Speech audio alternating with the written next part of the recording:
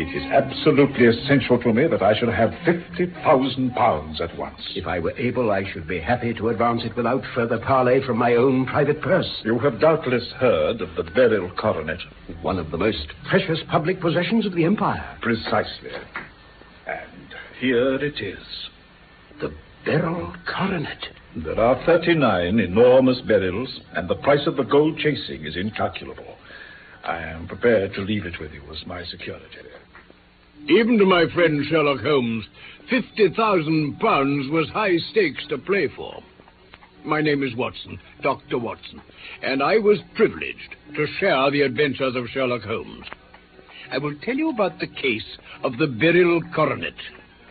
My friend Holmes was only called in when the affair was already alarmingly developed, as you will see.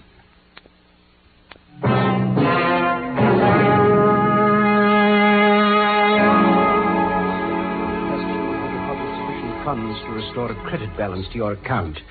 I remain your obedient servant, etc., etc., etc. Now, Miss Parker, is that all? Yes, Mr. Holder. Very well. Please attend to those letters at once. That'll be all. Thank you, sir. Excuse me, sir. Yes, Roberts, what is it? A gentleman wishes to see you, sir. By appointment? Well, no, sir. Well, then I'm afraid that This is his card, sir. Now, really, Roberts, you know very well that I... This is his card? Why, yes, sir. Well, then show him in at once. Immediately, Roberts. Well, make haste, man. At once, sir. If you would kindly step this way, your Mr. Holder... Yes, very good, Roberts, thank you. Your Grace, may I be allowed to say how deeply honored we are to... Not at all, Mr. Holder. I must apologize for the abruptness of this call without an appointment. Pray say no more, sir. Will your Grace be seated? Thank you. With your permission, sir, I will state my business. It is absolutely essential to me that I should have £50,000 at once. For how long, may I ask, your Grace, do you want this sum? Next Monday, I have a large sum due to me. I shall then repay what you advance, together with any interest. But it is essential to me that the money should be paid at once. If I were able, I should be happy to advance it without further parley from my own private purse. On the other hand, if I am to do it in the name of the firm, then in justice to my partner, I must respectfully insist that, even in your case, every businesslike precaution should be taken. I should much prefer to have it so. Mr. Holder, you have doubtless heard of the beryl coronet. One of the most precious public possessions of the Empire. Precisely. And here it is. The beryl coronet. There are 39 enormous beryls, and the price of the gold chasing is incalculable. The lowest estimate would put the worth of the coronet at double the sum I have asked. I am prepared to leave it with you as my security. Well, really, Your Grace, I don't... You doubt its value? Oh, not at all. I only doubt the that, propriety of my leaving it? You may set your mind at rest about that.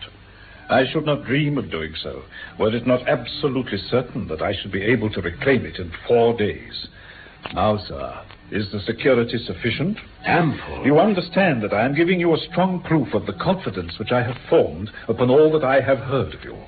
I rely upon you not only to be discreet and to refrain from all gossip, but above all, to preserve the coronet with every possible precaution. Of course. I need not say that a great public scandal would be caused if any harm were to befall it. Your Grace may rest completely assured. And now permit me to call my cashier and arrange for £50,000 in notes to be paid at once. That will be all for tonight, Lucy. You may go to bed now. Thank you, sir. Good night, sir. But what I can't understand, Father, is why you should have brought the coronet home with you. Surely the bank would have been the safest place. Bankers' safes have been forced before now. Do let us see the coronet, Uncle Alex. No, Mary, not even for you, my dear. Oh, Uncle, please. Well, perhaps just a peep on Monday, when I take it with me for the last time. I hope to goodness the house won't be burgled before then, that's all. Where have you put it? In my dressing room. Huh? In the bureau under lock and key. Oh, no. Don't you remember? When I was a youngster, I used to open that bureau with the key of the box-room cupboard. Then I hope you can keep a secret for a day or two. Oh, me, I'm quite tired tonight. I think I shall be off to my bed. I, too. Good night, Uncle dear. Good night, Arthur. You turning in? Yes, soon. Good night, Mary. Good night. Father, Yes, Arthur. could I have a word? Well, what is it? Look here, Dad. Can you let me have £200? 200? Well, you've been very generous in money matters. Far too generous. Well, can you once more? No, I can't. But I must have it, or I'll never be able to show my face inside the club again. And a very good thing, too. Yes, I know what you feel, but you wouldn't have me leave it as honored man. I've warned you I don't know how many times not to squander your money on cards and the turf. You know I've tried. You run into dangerous company with men like Burnwell and those. Their habits are expensive, but their purses are long. They can stand it, but you can't. You've never liked Sir George, but he's been a true friend to me. Well, we differ there. As for the rest, I'll break with them, I promise I will. But Burnwell will draw you back. No, Arthur, this is the third demand this month, remember. But it'll mean disgrace. I must have that money, Father. Then you must find it as best you can. Not another farthing from me. And now, good night. Why, Mary. Taking the night air, child? No, Uncle. I just thought I'd see to the windows myself tonight. Extra precautions, you know. How thoughtful, my dear. You've saved me a task. Tell me, Uncle, did you give Lucy leave to go out tonight? Oh, certainly not. Well, she came in just now by the back door. Perhaps she's only been to the side gate to see someone. Still, I think it should be stopped. It's hardly safe. Quite right. You must speak to her in the morning. Now, are you sure everything is fastened? Quite sure, Uncle. Then good night, my dear. Good night.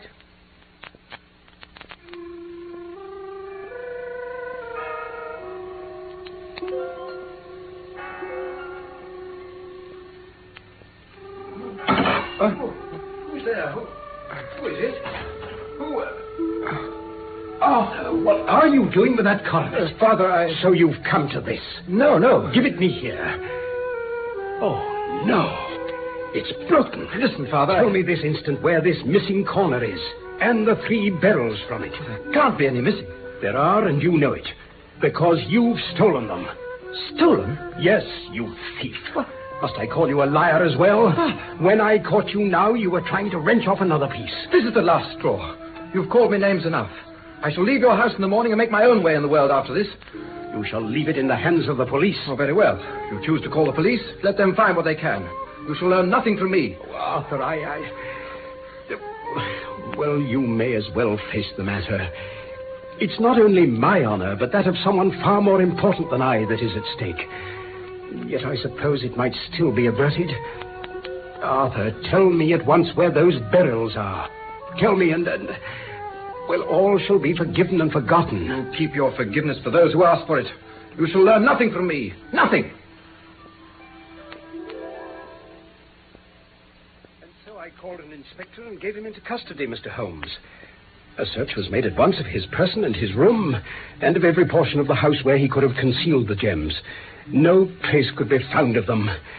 Mr. Holmes, Dr. Watson, what am I to do? Do you receive much company? Well, none, save my partner with his family, and an occasional friend of Arthur's that I could well do without. Sir George Burnwell, for instance. Ah.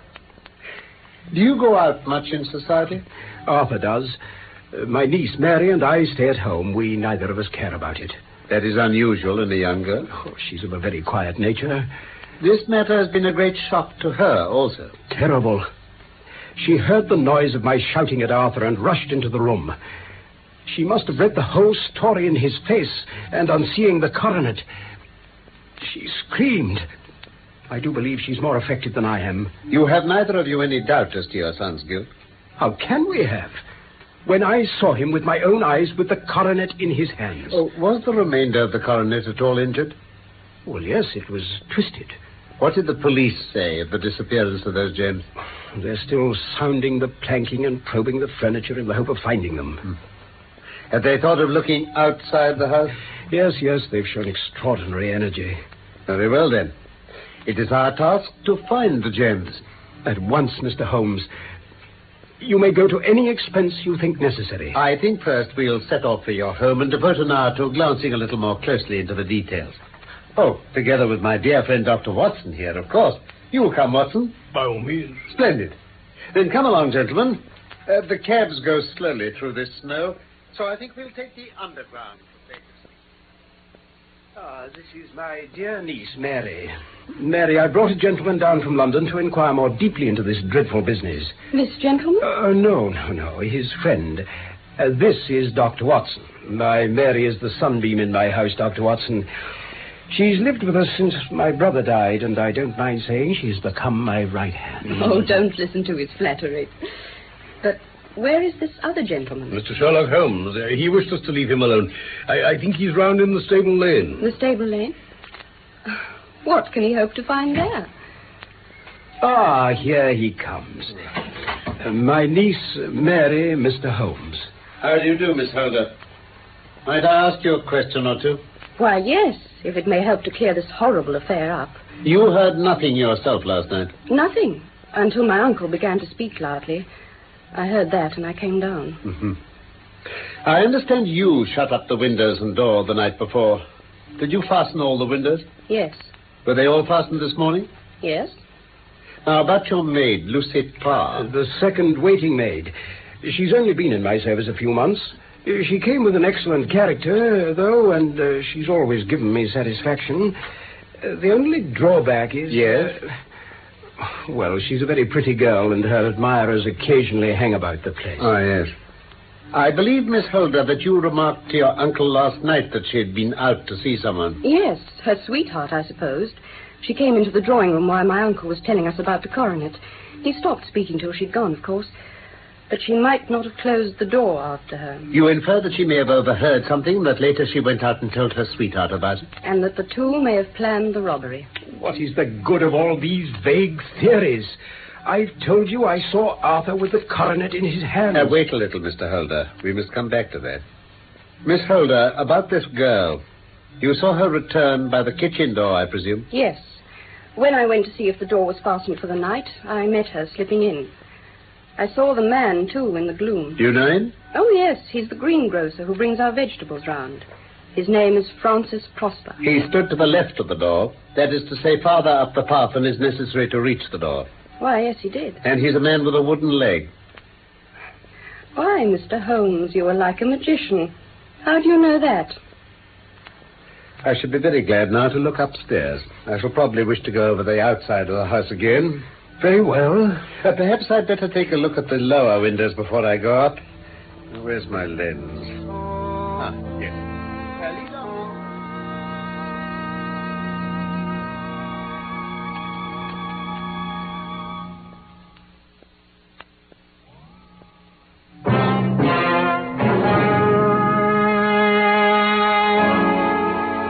This is my dressing room, and there is the bureau. Mm-hmm.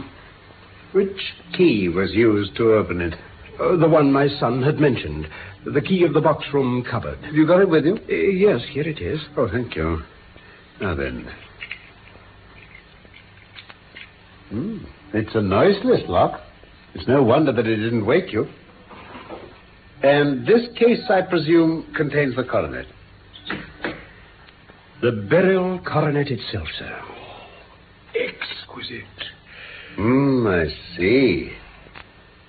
Now, Mr. Holder, here is the corner which corresponds to that which has been so unfortunately lost. Might I beg that you will break it off? Well, I shouldn't dream of trying. Oh, then I will. Oh, Mr. Holmes, I beg you, please. Holmes. I felt it give a little, but though I'm exceptionally strong in the fingers, it would take me all my time to break it. An ordinary man couldn't do it. Now, what do you think would happen if I did break it, Mr. Holder? Well, really, I can't. There would be a noise like a pistol shot.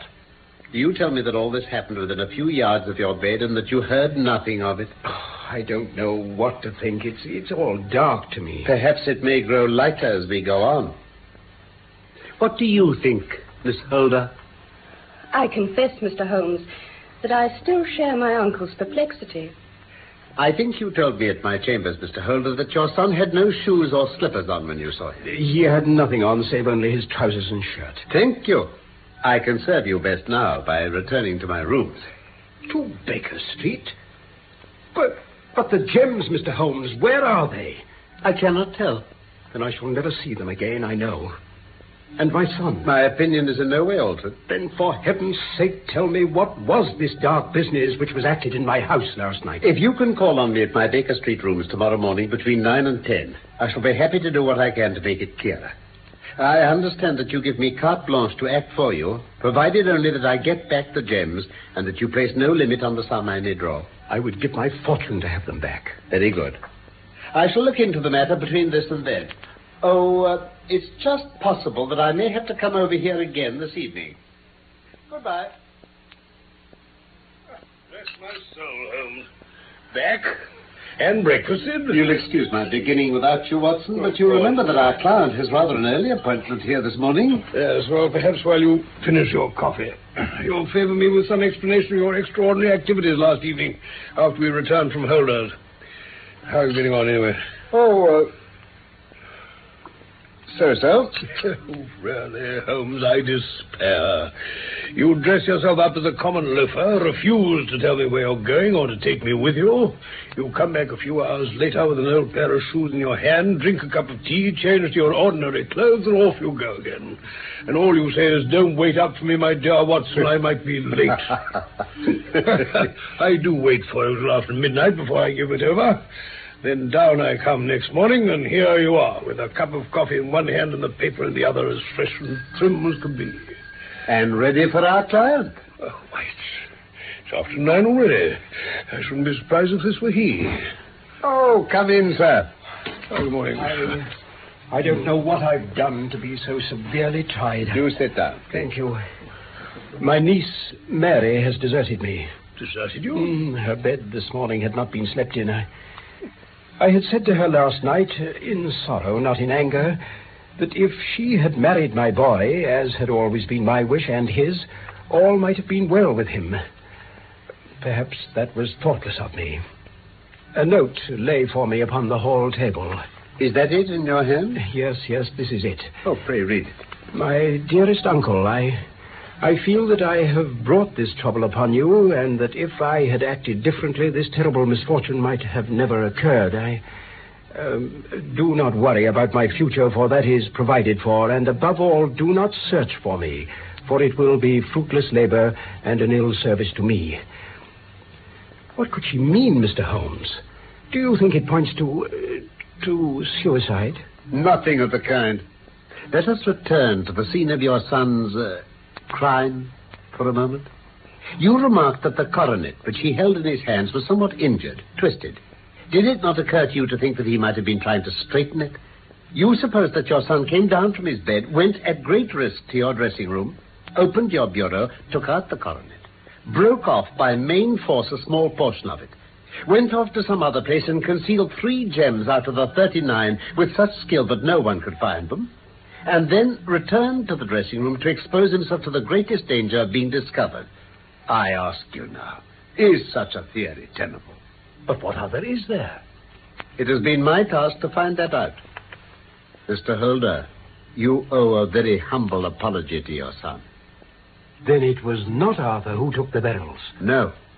Well, for heaven's sake, tell me what you know of this extraordinary mystery. I will do so, step by step.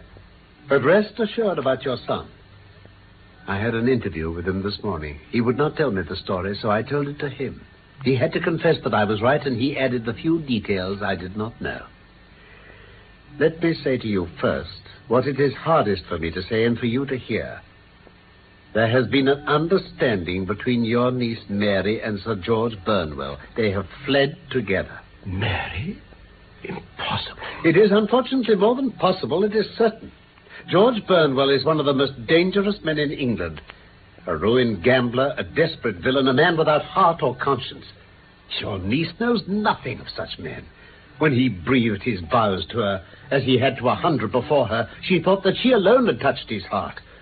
The devil only knows what he said, but at last she became his tool. I I will not believe it. Your niece was in the habit of seeing Burnwell nearly every evening. The other night, when you thought she had gone to her room, she talked to him through the window which leads into the stable lane. She told him of the coronet. She had scarcely time to hear his instructions when she saw you coming. She closed the window and told you about the maid's escapade with her wooden-legged sweetheart, which was all perfectly true. This is all incredible to me. Dr. Watson, what do you say? Pray let Holmes continue, Mr. Holder. Thank you, Watson. Arthur slept badly after his interview with you. In the night, he heard sounds, looked out of his door, and was astonished to see his cousin emerge stealthily from your dressing room carrying the coronet. She went straight downstairs and to the window. He was horrified to see her pass the coronet out to someone waiting there, and then hurry back to her room. Is it possible? Only then did he realize what was afoot. He rushed down in his bare feet, opened the window, sprang out into the snow, and ran down the lane. He caught up with the dark figure ahead. It was Burnwell. They struggled. They tugged at the coronet between them. Suddenly, something snapped. Your son, finding the coronet in his hands, rushed back to the house. He ascended to your room and had just observed that the coronet had been twisted and was trying to straighten it when you appeared. But he would explain nothing. You roused his anger by calling him names at a moment when he felt he deserved your warmest thanks. Also, he loved Mary more perhaps than you realized. He could not explain the true state of affairs without betraying her. On the spur of the moment, he decided to preserve her secret. And that was why she shrieked when she saw the coronet. What a blind fool I've been. But, Holmes, how could you know these things before my son's confession? When I arrived at your house, I knew that no snow had fallen since the night before, and also that there'd been a strong frost to preserve impressions. In the stable lane, I found a very long and complex story written in the snow in front of me. There was a double line of tracks of a booted man. I saw to my delight that a second double line belonged to a man with naked feet, obviously your son. The first had walked both ways, but the other had run swiftly. His tread was marked in places over the depressions of the boot, so it was obvious that he'd passed after the other. I followed them back and found that they led to the hall window. With all that you had told me, I was beginning to form an opinion as to what had occurred. Remarkable. Yet how could you know who the man was and who it was who had brought him the coronet? Ah. It's an old maxim of mine that when you have excluded the impossible, whatever remains, however improbable, must be the truth. Now I knew that it was not you who had brought the coronet down, so there only remained your niece and the maids. Yes, but if it were the maids, why should your son keep silent afterwards? There was excellent reason, though, for him to keep his cousin's secret, because of the disgrace it could have brought to your name. When I remembered that you had seen her at that window and that she had cried out on seeing the coronet later, my conjecture became a certainty. Then her confederate? A lover, evidently. For who else could outweigh the love and gratitude she must feel to you? I knew that your circle of friends was very limited, but among them was Sir George Burnwell. I knew of his reputation with women, and even though he knew that Arthur had discovered him, he could still feel safe.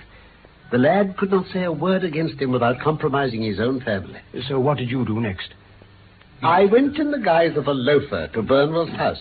I managed to pick an acquaintance with his valet, and at the expense of 6 shillings, I made all sure by buying a pair of his master's cast-off shoes. With these, I returned to your house and saw that they exactly fitted the size of the tracks. Yes, I saw an ill-dressed vagabond loitering in the lane yesterday evening. It was I. Then I came home and changed my clothes. It was a delicate part which I had to play then. A prosecution had to be avoided to avert scandal, and I knew that so astute a villain as Burnwell would see that our hands were tied in the matter. I went and saw him. At first he denied everything, but then I gave him every particular, and he became more reasonable. I told him that we would give him a price for the stones he held, £1,000 apiece. Oh, by the way, Mr. Holder, you would not think that an excessive sum? I would pay 10. That would be unnecessary. Oh. 3,000 will cover the matter. Oh, yes, and there's a little matter of £1,000 reward, I believe you mentioned. Better make it £4,000. Have you your checkbook? Watson, a pen, if you please. There, Mr. Holder, is your missing piece of the beryl coronet. I'm saved. I'm saved after all. Mr. Holmes, your skill has exceeded all that I have ever heard of it. You saved England from a great public scandal this day. As for myself, I don't know how... Pray, say no more. My dear Watson, if you please, Mr. Holder's waiting for his train.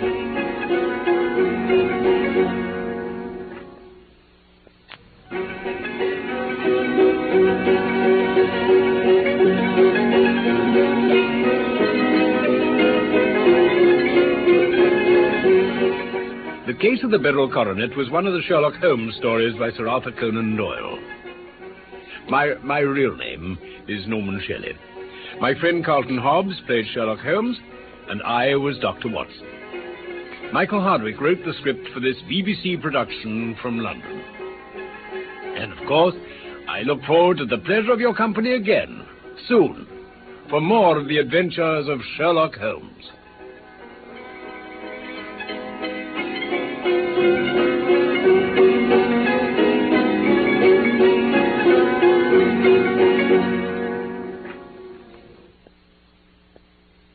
Sir, I will state my business. It is absolutely essential to me that I should have £50,000 at once. For how long, may I ask, Your Grace, do you want this sum? Next Monday, I have a large sum due to me. I shall then repay what you advance, together with any interest. But it is essential to me that the money should be paid at once. If I were able, I should be happy to advance it without further parley from my own private purse. On the other hand, if I am to do it in the name of the firm, then in justice to my partner, I must respectfully insist that, even in your case, every businesslike precaution should be taken. I should much prefer to have it so. Mr. Holder, you have doubtless heard of the Beryl Coronet. One of the most precious public possessions of the Empire. Precisely.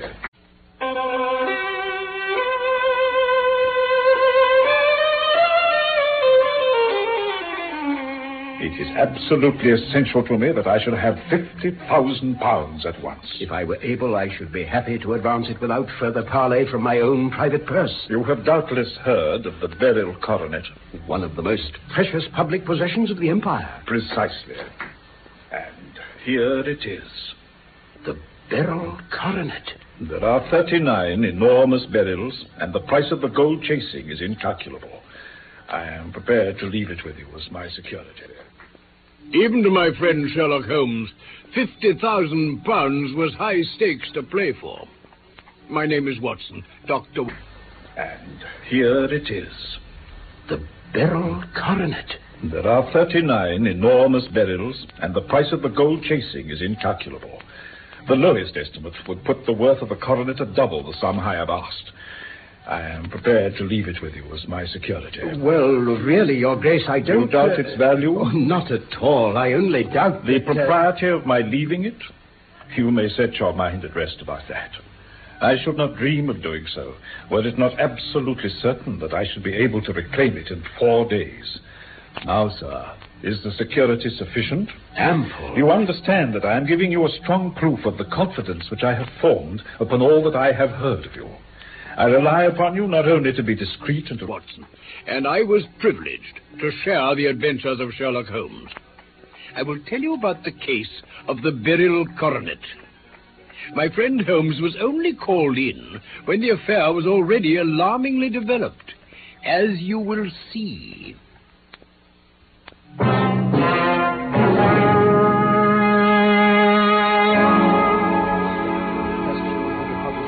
Funds to restore a credit balance to your account. I remain your obedient servant, etc., etc., etc. Now, Miss Parker, is that all? Yes, Mr. Holder. Very well. Please attend to those letters at once. That'll be all. Thank you, sir. Excuse me, sir. Yes, Roberts, what is it? A gentleman wishes to see you, sir. By appointment? Well, no, sir. Well, then I'm afraid that This is his card, sir. Now, really, Roberts, you know very well that I... This is his card? Why, yes, sir. Well, then show him in at once. Immediately, Roberts. Well, make haste, man. At once, sir. If you would kindly step this way, your Mr. Holder... Yes, very good, Roberts, thank you. Your Grace, may I be allowed to say how deeply honored we are to... Not at all, Mr. Holder. I must apologize for the abruptness of this call without an appointment. Pray say no more, sir. Will your Grace be seated? Thank you. With your permission...